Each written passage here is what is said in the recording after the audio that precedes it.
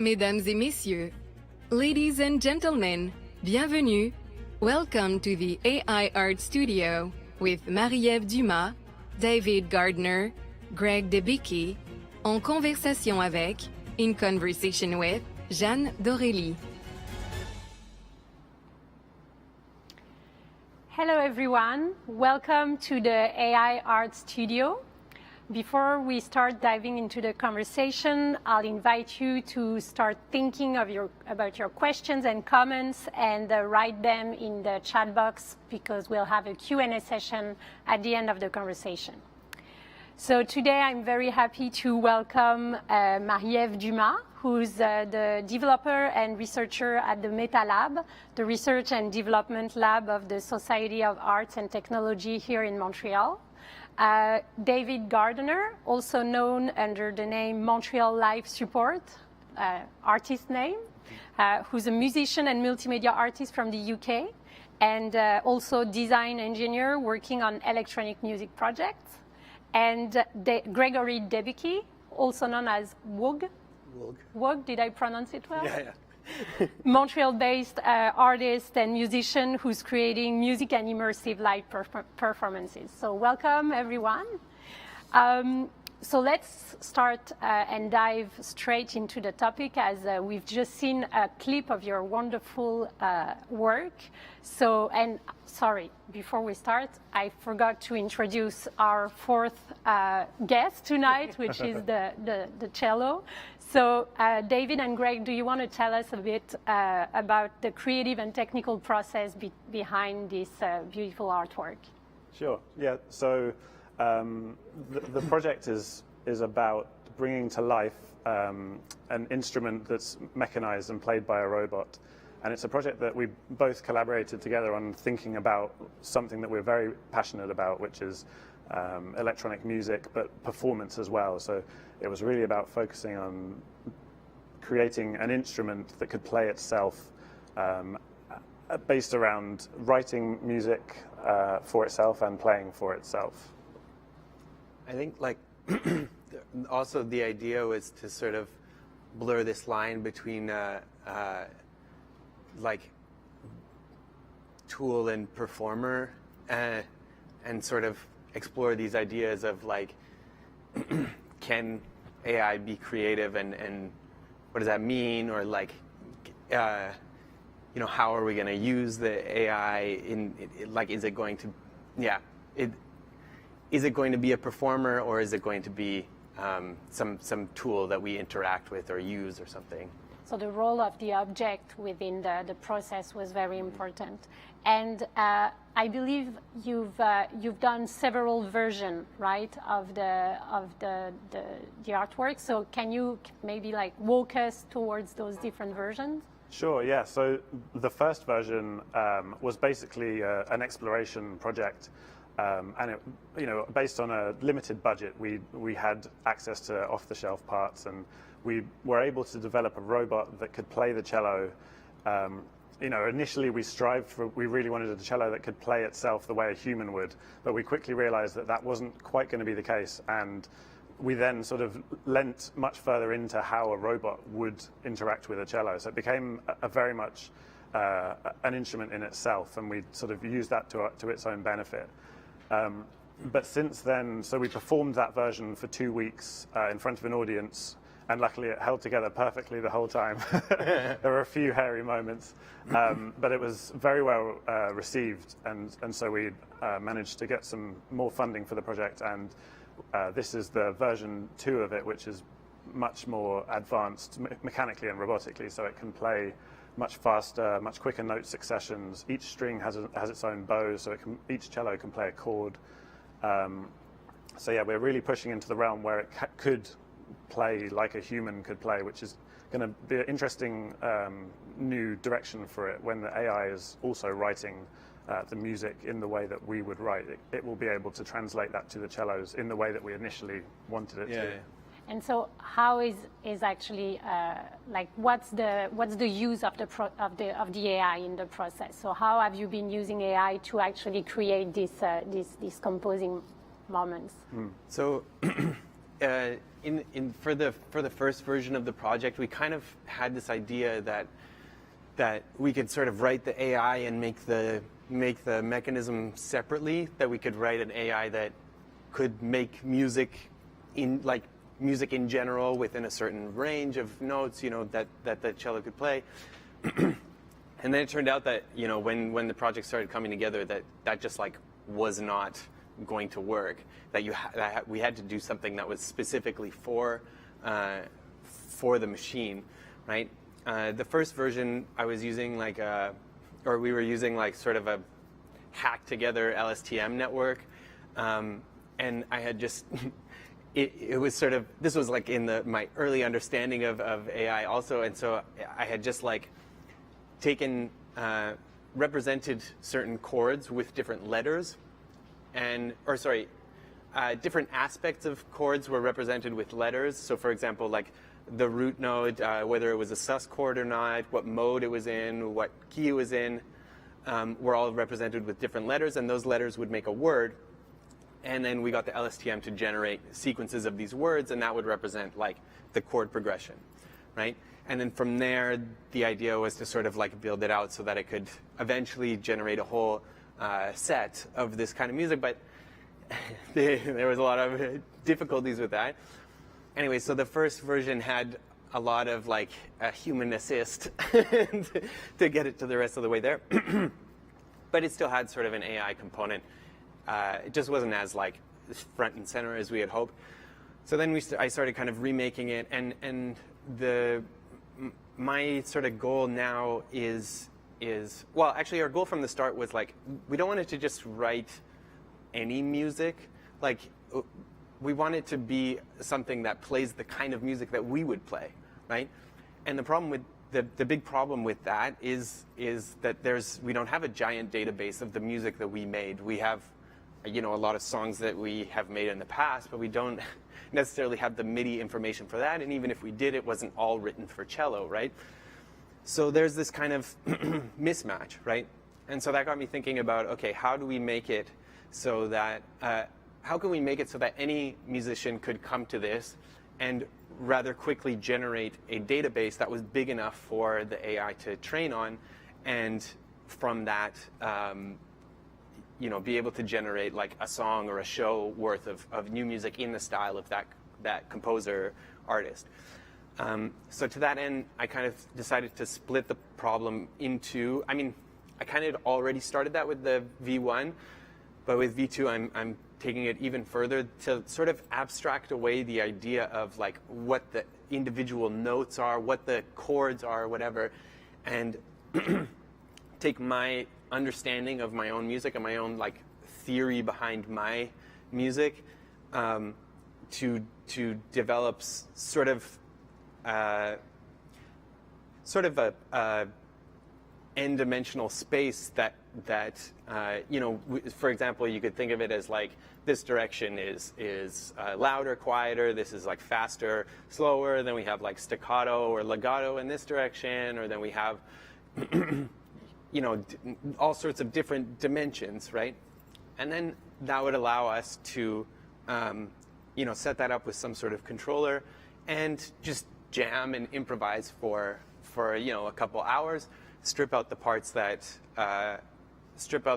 we didn't like from our kind of jam session, and then maybe fluff up the database in some ways, or for example, have some duplicates of the parts that we really liked, or go through and find some other kind of places where we could randomize a couple variables to sort of fluff up the data set even more. And then on the AI side, so that's kind of I'm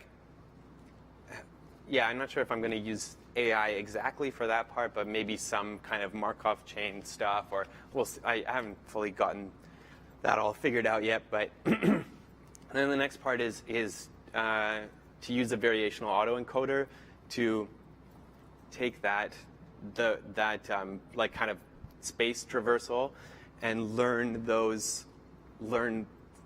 latent space or map that to a latent space.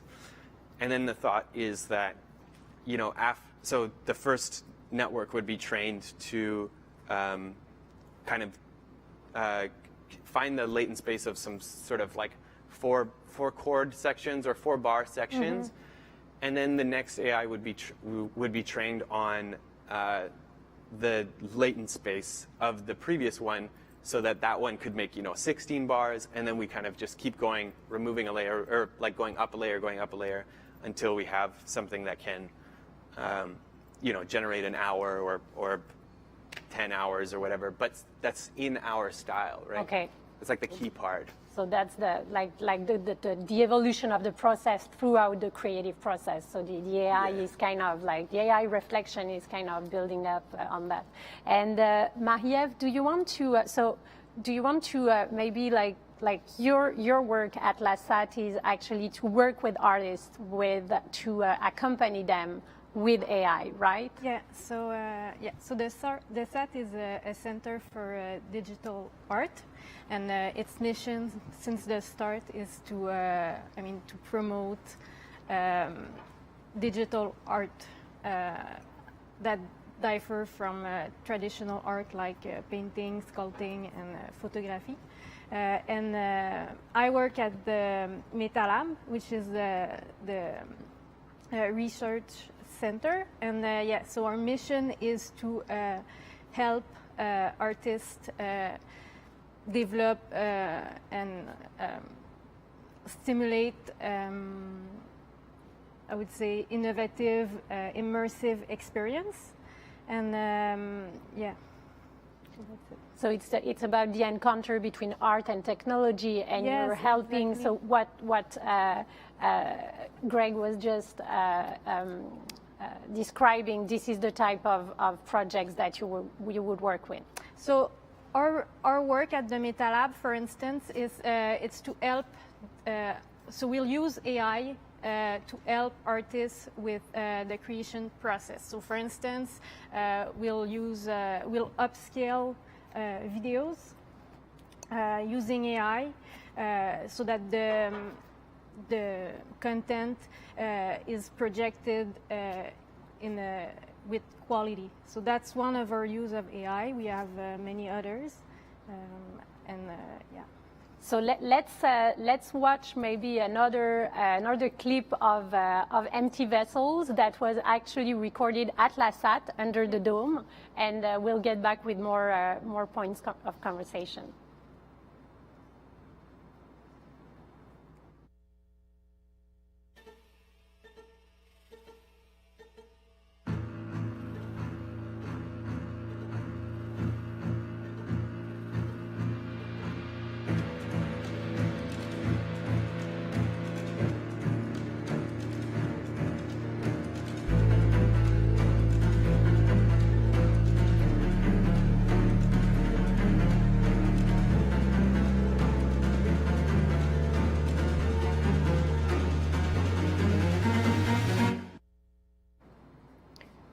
So what we've just seen was taking place under the dome in last November. So now we're, I guess, waiting for the sanitary measures to allow us to see the second version of Empty Vessel. And while waiting for this reopening, I guess LASAT is keeping on working on various projects. Marie-Ève, do you want to tell us more about this project? Yeah, sure. So one of our projects is related to AI. It's called Spook. It's an interactivity software, and it's so it will detect either actions, location of people using cameras, and with this, an artist could use it so that the user can interact with the sound, with the projection. So that's one software that we're developing that uses AI. And yes, so. And you mentioned earlier that you were kind of scaling up the quality of images thanks to AI. So how does it work? How do you do that? Yeah, so for that we use like a neural net that's already implemented. It's a EDSR, and it's in the PyTorch framework. and it's just like we process the videos as batches, image per images, and they are divided, and then it will upscale it. This is a tool. It's just so that the quality of the video inside the dome, which is this big, it's a dome, it's like 18 meters diameters, and it can go up to 13 meters high, and it's just that immersive space for artists to explore and experiment. So AI is really like used as a creative tool to kind of empower the artist into new ways. Yes, exactly. And David and Greg, so what is AI? What role is AI playing into your art process? I think like for this project, the idea is to kind of get it to a point where it becomes another band member, sort of, that we're like a band together, and that the AI that writes the music for the cello is just another one, and then we're able to sort of jam with it, or it's able to perform on its own. And then also, like, it's weirdly contradictory to that. I'm also sort of in the back of my mind thinking about, like, how can, if we make something that's easy enough and fun enough for us to use, then how can we, take it that extra step so that we can release it as like an open source project so other people can play with it, right? Not that we're not going to give away the cellos, but but for for the AI part, for writing music, together with the computer, I think that's like one of the things that I've seen a lot with the other people's AI implementations for writing music is that they seem to be either you train on like a data set of classical music, and then you fine tune on some of your own stuff, and then you kind of just let it go, or it's just like made to generate music in general, sort of, or like stuff like Jukebox, where like it learns several different artists, and then you give it like an artist name, and it generates some stuff like that. I think the more I think about it, the more I feel like, well, actually, no, the more I research about it, the more I realize that each kind of part of each movement in music has its own music theory behind it. So you, like, making a general AI that kind of abstracts away all of those rules and is able to make any kind of music is a little bit, I mean, it's a big ask. And so I don't know, I'm sorry, I got kind of lost, but I'm just thinking like that's kind of our idea. Do you think that the kind of mathematical aspect of music, like you've mentioned theory a couple of times, like the way it's structured, it's very much organized. Do you think it makes it more approachable to AI than any other type of art? No, not necessarily. Like I mean, maybe this is just my personal take, but I think like the mathematics of music is very, like, it's like a simple arithmetic. Like it's not some like fancy, it's not on a really high level of mathematics, and most of the math of music is more, it's so much more based around like intuition and these kind of a slightly different kind of skill set. I can see like how people feel that way, or like the crossover between them, and especially when it comes to electronic music, all the like DSP angle. But musicians in general are not concerned with like the finer details of discrete signal processing and calculating the like filter coefficients or whatever of their filters. They're interested in like, does this make me feel good? Does this make me feel like I want it to feel? I mean. So isn't there a paradox here to use AI, which is extremely structured, to make feel, to get closer to express yourself? Right. Yeah.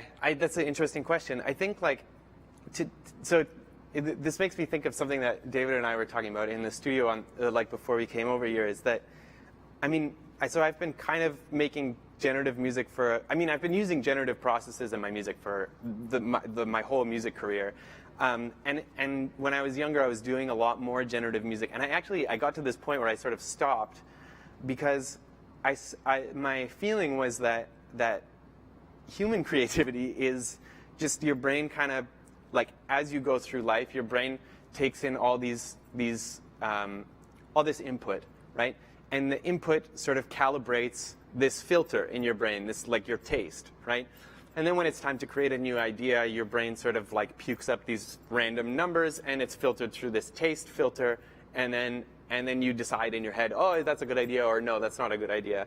And that's actually pretty similar to, like, the way that these neural networks work, which is why I mean, there's that and the like incredible research that's going on right now where people are achieving incredible things. Like, just look at, for example, Jukebox or a GPT-3 or whatever. There's these incredible strides being made in specifically sort of like taste-related fields. I think that's what, like, the core of a neural network allows to calibrate for, is like these sort of taste decisions. You know, it just becomes this sort of like calibrating filter. And so for you, David, how was the, like you were not working with AI before? On this specific project, it was the first time, right? Yeah, this is the first time. Yeah, so when Greg and myself met, we basically decided straight off that we would be working on this project together. And I come from a much more hardware-based background, and Greg is much more software. And having never worked with an AI project before, we weren't really sure how to go about it, or what the outcome was going to be, or if the AI was going to be the creator or the curator, or what our role was going to be sort of working with this AI. That at this point we weren't even sure what that meant, and still we're solidifying our views on what that exactly means in the realm of art. Where it's much more about, for this project specifically, it was much more about wanting to create a tool that enhanced our reach, enhanced our output. We couldn't write 1,000 hours of music for the cello in a couple of seconds, whereas this thing could, and what that could give to the project, what possibilities that could have. So it's been a very interesting learning curve, exploring this field that we didn't really know anything about before. I mean, Greg knew a lot more than I did, and still does, being the software side of this project. No, that's true though. Like, I didn't work with neural networks before this or deep learning or whatever, this new kind of wave of AI. I hadn't worked with it at all. I was interested, but I hadn't tried it before we started this project. And why choosing to actually make it a performance rather than a soundtrack? That, like, why did you choose to actually show what it could do rather than just listen to it? I think basically Greg and I met while we were performing on a tour in Europe that was put on by the SAT.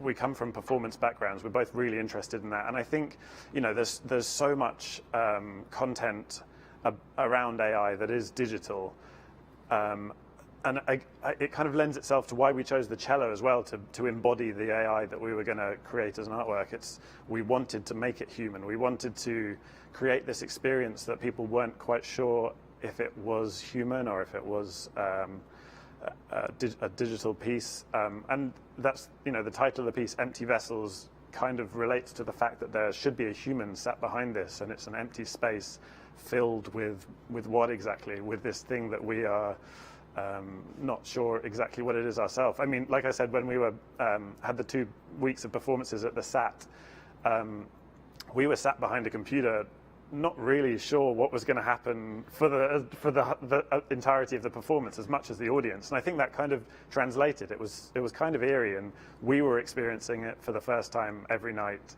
So I think that we just wanted to give AI a physical form so that people could experience it in that way. Yeah, and I actually see kind of like the mechanical aspect of it also. It's we can see it very well in the various clips. Marie-Ève, in the different projects that you've been helping and accompanying artists on, what are the main challenges that you've been facing while implementing AI onto artistic projects? I mean, the project that I'm working right now it's with the other department, another department from the SAT. It's the Labodome, and it's mostly engineering issues and limitation due to the application of AI. So, say a model is trained in certain circumstances, and then we're using it.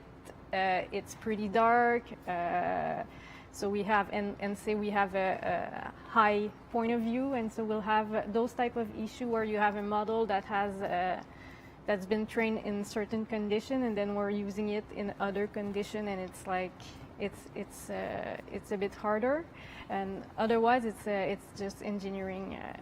And is it like in terms of, when you're in a creative process, there is a lot of spontaneity, and as you mentioned, like you create to make you feel something and to make other people and the public feel something. Do you feel that sometimes like those challenges can kind of block in a way the creative process, or is it a way to actually find new ways of creating? So so for the I'm like the researcher, so it's more, I have more of I would say a technical expertise, but for sure with the limitation and with the issue that we have, then there's like a space where the people can create with those limitations. And so like with the Spook, which is our interactivity software, so it loses the detection of the person for a frame or two. Then you can take that into account and make some different effect to hide this issue. So for sure, there's like a creativity space that's wrapped around the limitation of AI. And what type of possibilities do you see for like in a near or medium future in terms of applying AI to art processes? It's for the SAT. AI is just. It's a tool like any other technology. It's a tool for artists to make people feel things, to evoke emotion, to challenge and provoke thoughts about AI. So it's really it's just a continuation of what we're already doing. And for you, Greg and David, like what are the possibilities that you see for like future projects? Go ahead. Are you dreaming of anything? Yeah, I think this is the sort of springboard for much more in this sort of realm of AI work. Like there's been so much development gone into this project in the back end. It could embody itself in many different ways. I think it's, again, we keep referring to it. It's a tool at the end of the day, and it's a new tool. And every time I find a new tool or buy a new tool for my workshop, the possibilities of my outreach grow exponentially. And I think with AI, because it's so diverse a tool, it really just takes thinking about it in a different way and how it could embody itself, in the next piece. It's used in self-driving cars, and people are scared it's gonna, create some sort of chaotic world. But I think, there's no chance of that in how we are thinking about it. We're using it as a tool to generate output that we can then curate. So it really maximizes our hours on this earth, giving something like AI the workload at the back end, rather than having to create all of this stuff, and at the end of the day that piece might not be perfect, but it just means that you can really develop lots and lots of work and then choose which of those you like, and then decide how you want to display that through whichever medium, whether it's sound or visuals at the SAT or however. I think also like the other thing that really came to mind for me, at least when we first started hanging out and realizing that our skill set was like these two Lego pieces that match up really well. Right off the bat, we started sort of thinking about all of the different things that we could do. This is just the thing that both of us had been dying to do forever, but didn't have the accompanying skill set to do, because it takes these kind of two separate skill sets to make something like this. And so so that, like, we were like, okay, we have to do this one first, because we both have been dying to do this. But then but yeah, we both have so many other ideas that it's just It's the so beginning. Many. Yeah. It's So many the ideas. first part that we're seeing tonight, right? For sure. You mentioned the fact that sometimes, AI technology can scare people, can scare the public.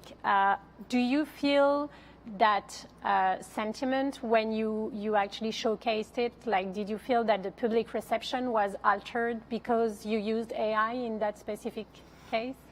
I don't think in the way that is sort of earth-changing, earth-shattering.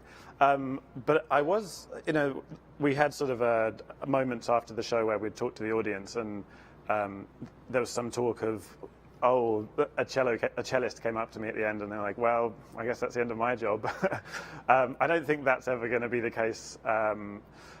I think we wanted to create an eerie experience, but that's very separate from something that I think is ever going to challenge the norms of society at the moment. Who knows?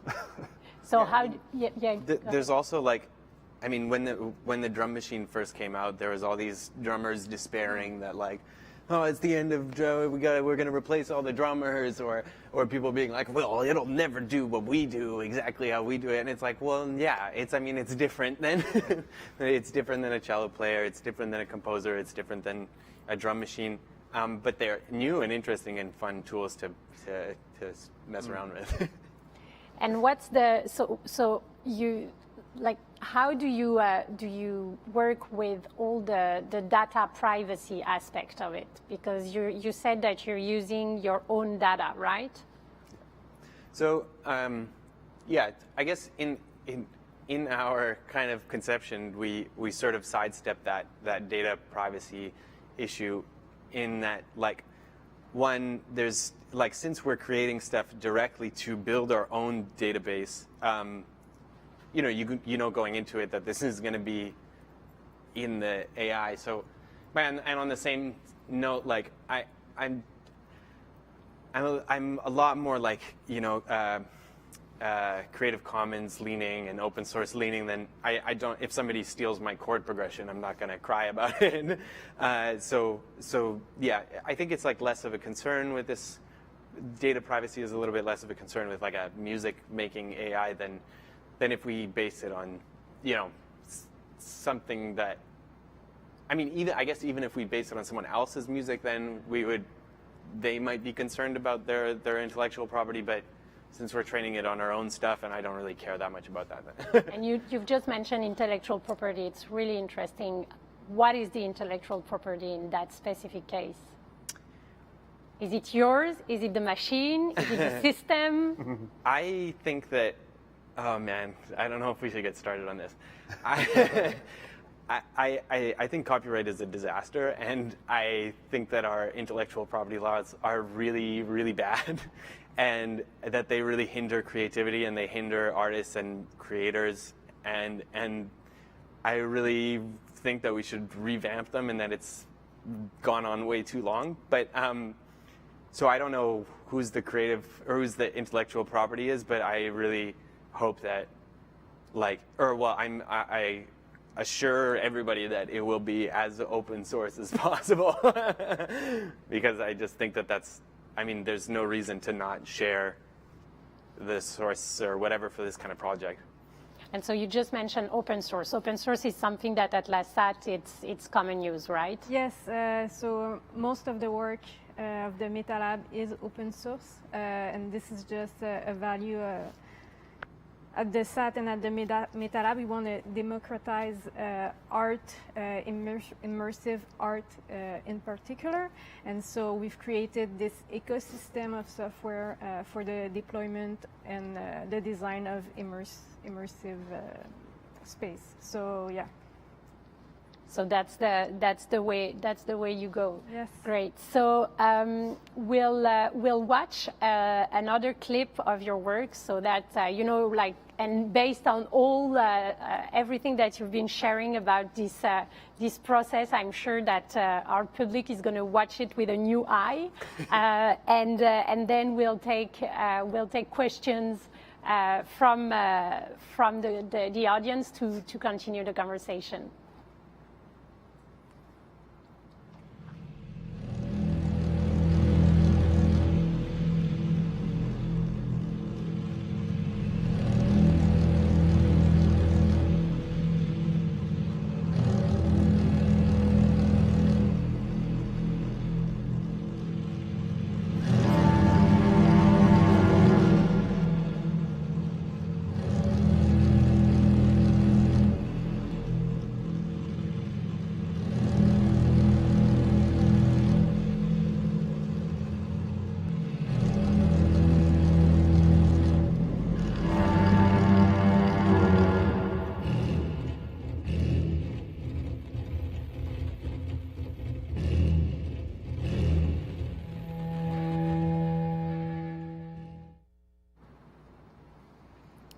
So we are back with questions from the audience. So I will address it to every one of you, and the first one who's more inspired can jump in. So how is the AI challenging the role of artists, and how are the artists challenging the role of AI? That's a big one. Can I jump in on that? Okay. Go ahead. You seem to. Okay, so how is AI challenging the role of artists, and how are artists challenging the role of AI? Okay, I think I don't think that AI is challenging the role of artists. I think this is like the same sort of thing that we've seen a bunch of times. I mean, one can hope that eventually AI will get so good that it will replace all the boring jobs in every field. I mean, if it can replace all the jobs in all the fields, then that doesn't mean that we can't still make music. I think it's like a fun and interesting question, and fingers crossed for singularity or whatever. So that, but I think for now, like, I mean, I haven't seen anything that made me afraid for my job or whatever. And I also think that like the kind of like the value that artists bring to a person who's listening to their music or taking in their art or whatever, it's not entirely contained in the music that they make or the work that they make. I guess I don't know, in some ways it is, but I know that like the artists that I really like, I also like, I want to hear from them. I want to like think about what is their story like behind this album and then the next album, how they changed from an album to the next. So the humanity behind the artist Yeah. will always be there. Yeah, and I mean, like, I guess you could say that eventually, one could hope that eventually AI can do that too, that like they'll have some narrative over the course of several albums. I mean, I think that's kind of cool to imagine. And I don't kind of share those fears that I know some other artists share of being like, oh, well, then what are we going to do? A really good friend of mine, actually, a really good programmer and artist and musician, Rob Clouth, he kind of posed this question on Instagram recently of like, what if AI got so good that like it could just it could make the exact music that you would make, but better. And like do exactly what you do, but just better in every way. And I don't know, that's an interesting question. I think we're still a ways away from that, but I guess if that did happen, then I think I would still make music because I really like making music, and it's probably true for most artists. So the risk against artists will not come from AI. Yeah. I guess I started out really strong, and now I have changed my mind. I think for me, the thing about artists is their ability to be creative and sidestep the problem. Or like, photography didn't kill portrait painting; it changed it, and it made painters paint differently. So I think these things come in and challenge the sectors that they come into, and it's the artist's job to turn it back on AI and be like, I'm going to use you for my own purposes, or I'm going to become a gardener. Which is another art, true, type exactly. of art. Yeah, and I agree. It's interesting because AI is used so much for as a consummation for us. It uses our private data, and it's used and it's often showed as we're losing our private lives. But artists, they bring back this humanity to art. Installation like that, they make us feel something. So it's like a human. It gives back the soul to AI. So I think it's interesting. Great. So other question. Creativity is a big part of art, as we've been discussing. Do you think AI can be creative? I do, yeah. Yeah, absolutely. I think people have this sort of they associate creativity still with this sort of holiness, like this divine inspiration or whatever. Maybe I'm just jaded, but I don't think that creativity is so special that it can't be synthesized or whatever. I think AI is creative, I mean, yeah. All those GPT-3 demos, that is creative. I had a friend who trained, who fine-tuned jukebox on some Nirvana demos or something, and it was spitting out really amazing sounding Nirvana songs. They were short, but it just reminded me so much of the early Nirvana demos, and they were creative. It was really creative. Yeah, I think inherently it is. If you look at what it's doing, it is creating. It's creating from input, just as Greg said. We learn through our lives. It learns through its data sources.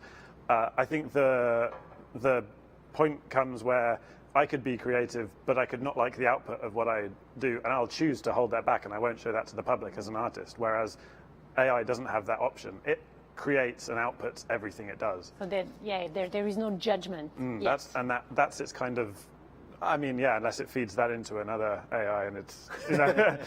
But I think at some point, people buy into artists because of their curatorial skills on their own work. They like what they decide they like, which I don't think AI will. It's not its forte. So another question. Artists are often influenced by great producers. Would you say that AI could be producers as well as artists? Wait, so is the question, what kind of producers? I guess in terms of producing, as producing work and producing maybe several types of artwork, or in a way that so the producers are kind of curators in a way. So could AI that's how I understand it. I'm kind of interpreting it. Yeah. But that's what I'd like to know. So, could AI become a producer? So maybe, being able to produce various ways of using music? Yeah, I think so. That's a hard thing too, I guess, because you have it's kind of, what David sort of brought up is that when you train an AI on a specific data set, then it makes more of that data set. And then it's hard to make that filter of that it creates its own filter. And that's the thing too, is that because of the way that we're wired, we sort of if it makes its own decisions, then we're really likely to think that it's not. We're like, oh no, it's screwed up. But it could have been that that AI was making its own decision, oh no, now I can finally branch out and make noise music. And you're like, well, you were supposed to make Beatles covers. And I've seen that also on the flip side. As a musician, if you're trying to push the envelope, then a lot of the time you get pushback of that's not music, or that's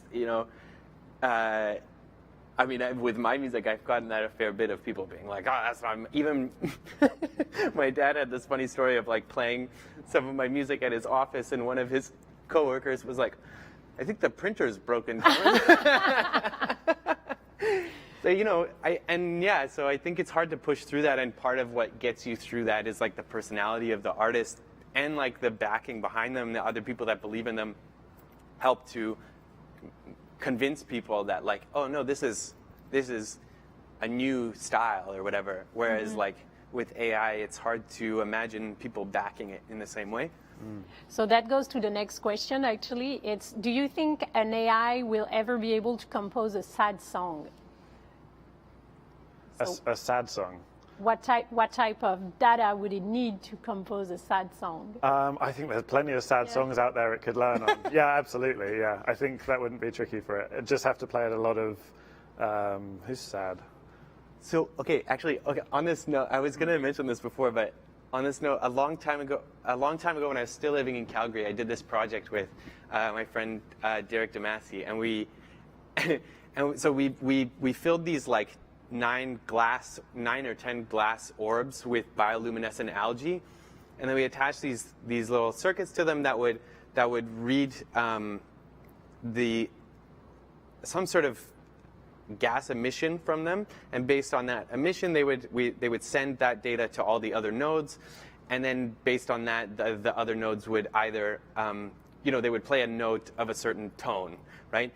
And the idea was, at the time, I was really interested in microtonal music, and also my software skills were not super well developed. So we made it just like open, that it could play any notes, like any tone, even any fraction of a hertz, and it played some really sad music. And the funny thing was that like the day before we filmed it, somebody had gone into the room where we were storing it and redone the drywall, and some drywall dust had gone into the bioluminescent algae and killed some of the algae. And the whole concept of the project was that this was like the algae was improvising music together as a group, and we would start playing these really sad songs, and the Arduinos that we had controlling them had these like voice chips that like they played tones but also had a voice module, and some of them started glitching out, so it'd be like and we were just like, oh man, it's really sad. The algae is really sad. So that's how AI would potentially. Yeah. That's the type of data it would need to go in the You just have to harm it a little bit, and it Okay, a bit more serious question then. Sorry. That's fine. It's the time for fun. Since most of the funding from academia and industry goes to business-oriented research and development, what should we do to make sure artists can get access to this technology for creative process? And maybe this is something, Marie-Ève, you would like to address. Yeah, I mean, it's for sure it's related to the SAT. I mean, the SAT offer residencies, and we offer a space for artists to explore these type of idea. That's for sure. And for ourselves, the MetaLab is funded by the government. So it's just that we need to keep investing in art and in cultures, because that's how we give back to artists as well. And do you feel, Greg and David, that there are enough spaces like LASAT to actually, showcase and develop your work? I mean, I think the SAT does a great job at it. There could always be more, but Yeah. I think that sort of the fact that there isn't one institution for every artist there is in the world means that the strive to get that position, that internship, or that funding really helps, I guess, filter out some of the the better pieces of the better artworks that are pitched for the project. I think there's only so much money to go around the arts, and I think what the SAT does is distribute that really well. And Canada in general, coming from the UK, which doesn't have much arts funding, coming here, there's a lot of arts hubs, and Greg and I have both done multiple projects with the SAT and really benefited from it. So I think it's for both of our careers, it's done. Do you feel it specifically in Montreal that is, known for its AI community more than in other places? You mentioned the UK. Yeah, I mean, I'm not sure, particularly with AI funding in the UK. I know that there probably isn't, most of the money of the AI funding wouldn't go towards the arts because it's a fairly sort of fringe expression of AI. So it's very nice that the SAT of, they're branching into that creatively as well. But Montreal, for sure. I mean, it's the reason I moved here. It was for the art scene, I imagine. Yeah, for sure. Yeah, there's lots of funding for the arts in Montreal. I mean, on that note, there can always be more, in my opinion. So if anybody's watching who wants to give money. You're open to it. You're open. Yeah, well, the whole scene in general, I think. Another direction. So how do you address bias when you create with AI? Do you want to? No, you go for it. Okay. So, yeah, I mean,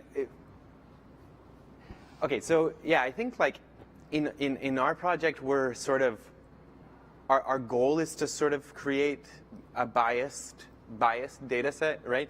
Because we want the data set to really, take on the same types of style and taste kind of characteristics that we have. So we're sort of trying to create this very biased music data set that will not generate music in general, but really generate our kind of music. But I think like the question of bias in AI is a really super interesting one, and I'm really sort of thankful to see people kind of talking about it and engaging with it really seriously. Like even on YouTube, there's lots of nice videos of people kind of discussing their thoughts about it and blah blah blah. It's like, when I first started doing this project, I took that like Google AI course, and in the section about bias, like they were like, oh, can we see how this data set is biased? And so they give you an example so that you learn how to do it, which is amazing. That's like really great. But then there was one other example of bias in the data set that they forgot to mention in their they're like, oh, this data set is biased in these two ways. And then there was like another one, and then I tried to like report it, and then the report button was broken. So I think like it's a really important issue, but I mean, and so I don't know. I think again like our project is in some ways sort of like, actually the other thing that kind of makes me think of is like there's been a couple of videos on YouTube have come out recently of this talking about Western music theory and how like, so the history of Western music theory and the fact that we call it like music theory is this type of bias, and that bias was created like by some German researcher, German something, and it was like to sort of propagate the agenda that like German composers were really, nothing against German people, this is the history of it, that German people were like the greatest composers, right? So when you look at the canon of Western music theory, it all comes from this certain range of time, and then we like, in music school you're taught I've heard that in music school you're taught that like that's not the only music theory, but in general speaking, we kind of refer to it as music theory, and kind of I had never really heard of that, so I had never really realized that, and that's been really illuminating for me recently, like realizing, oh, this music theory that we talk about as music theory is the theory of 13th century classical musicians from Europe, and it made me really open up to the idea of like, oh yeah, for the kind of music, like for experimental music, maybe we need our own theory of experimental music, or we need the theory of like this kind of music, or of deconstructed club music, and that each kind of genre can have its own theory that goes with it, and that can be this avenue of exploration. And So I don't know. That's not really. It's like tangentially related to the question, but it just makes me think of like how bias can create these really subtle structures that like can be really bad. So the set of references you'll use when starting a project like Empty Vessel will be extremely important, right? Yeah, exactly. Yeah, yeah, and thinking kind of critically about like what are the rules that we're going by, or what are the rules that are implicit in the data set? What is it going to learn? Yeah, I don't know. Do you want to add anything, Marie-Ève, on the bias aspect of? I mean, with our work, we're not really confronted with bias or anonymization of the data, but for sure, I think it's also the role of the artist to highlight those issues and then to inform the public with these issues. So thank you very much to all of you. It was a pleasure to discuss all these various aspects. So thank you, Marie-Ève, for this word of the end, where the artist can actually become an advocate for less bias in AI, I guess. And thank you so much for like presenting us this other band member.